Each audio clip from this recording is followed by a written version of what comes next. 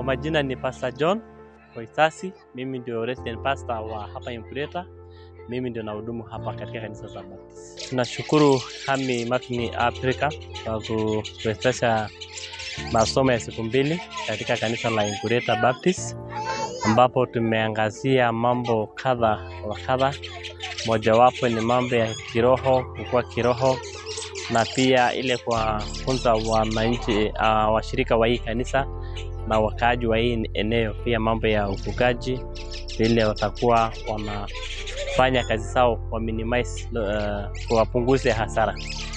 Njia mojawapo ambayo tumeangalia sana ni kwa njia ya uwekezaji wa biashara, vile watu wako na rasilimali hapa na wanaweza kujinufaisha wakijua tu kumanage kila ambayo wako nayo.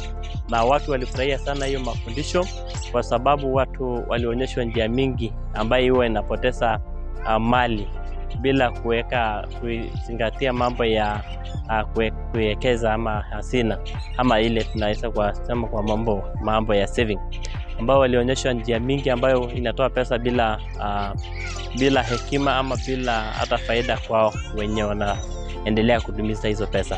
Walifurahia sana na walichangia, na waliona kwamba wako katika hali wako kwa sababu ya vile hawajui kushika ile mali wako nayo, na unapata wengine wanalegeza hata kama ni mambo ya ukilimo, watu wanaliwa ni wanyama, lakini walionyesha jinsi ambao wataifanya na waweze kulima kama watu wengine.